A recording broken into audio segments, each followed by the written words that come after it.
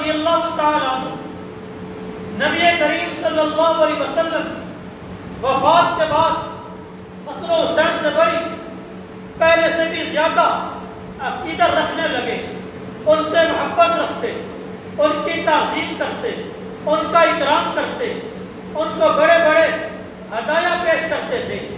اور جب دور آتا ہے حضرت فاروق اعظم کا، حضرت فاروق اعظم نے بھی اپنے دور حکومت میں، اپنے دور خلافت میں حسن و حسین کے ساتھ ایسی محبت کی ہے، ایسی عقیدت کی ہے، جیسی محبت و عقیدت آپ صلی اللہ علیہ وسلم کرتے تھے، جیسی محبت حضرت صدیق اکبر کرتے تھے۔ چنانچہ حضرت فاروق اعظم کے دور میں، حضرت فاروق اعظم کے دور میں حضرت فاروق اعظم نے صحابہ کرام کے لیے وظائف مقرر کیے۔ تمام صحابہ کرام میں سے سب سے زیادہ وظیفہ اصحاب بدر کا مقرر کیا، کیونکہ کل صحابہ کرام میں سے سب سے زیادہ فضیلت والے صحابہ اصحاب بدر ہیں۔ حضرت فاروق اعظم نے تمام بدری صحابہ کے لیے 5,000 درہم مقرر کیا۔ تو جس طرح حضرت فاروق اعظم نے بدری صحابہ کے لیے 5,000 درہم مقرر کیا ہے، اسی طرح حسن و حسین کے لیے بھی 5,000 درہم مقرر کیا ہے۔ یعنی کہ جو مقام، جو مرتبہ فاروق اعظم نے بدری صحابہ کو دیا ہے، وہی مقام و مرتبہ حسن و حسین کو دیا ہے۔ حالانکہ حقیقت یہ ہے کہ جب معرکہ بدر ہوتا ہے، جب جنگ بدر ہوتی ہے، اس وقت نہ حسن پیدا ہوئے تھے نہ حسین پیدا ہوئے تھے، لیکن اس کے باوجود حضرت فاروق اعظم نے حسن و حسین کو وہی مقام دیا، وہی مرتبہ دیا جو بدری صحابہ کو دیا، اس لیے کہ فاروق اعظم نے دنیا والوں کو بتا دیا کہ میں فاروق اعظم حسن و حسین سے وہی محبت رکھتا ہوں جو محبت ہمارے آقا رکھتے تھے۔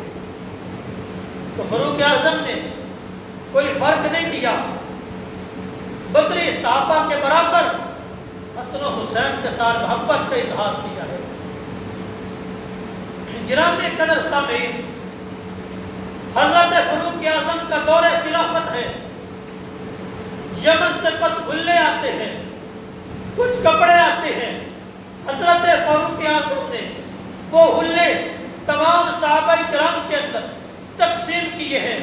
جب حسن و حسین کی باری آتی ہے، جب نظر پڑتی ہے حسن و حسین پہ، حضرت فاروق اعظم فرماتے ہیں، اے حسن، اے حسین، اے میرے پیغمبر کے نواسو، یہ جو حلے یمن سے آئے ہیں یہ تمہاری شایان شان کے لائق نہیں ہے، اس لیے ابھی میں تمہیں ان حلوں میں سے کوئی حلہ نہیں دیتا ہوں۔ چنانچہ فاروق اعظم نے یمن کے حاکم کو خط لکھا اور اس خط کے اندر فرمایا حسن و حسین کے لیے عمدہ سے عمدہ حلے بھیجیے۔ چنانچہ یمن کے حاکم نے بہترین اور عمدہ حلے حضرت فاروق اعظم کے پاس بھیجے۔ تو جب وہ حلے فاروق اعظم کے پاس پہنچے، تب حضرت فاروق اعظم نے وہ عمدہ اور قیمتی حلے حضرت حسن و حسین کو دیے۔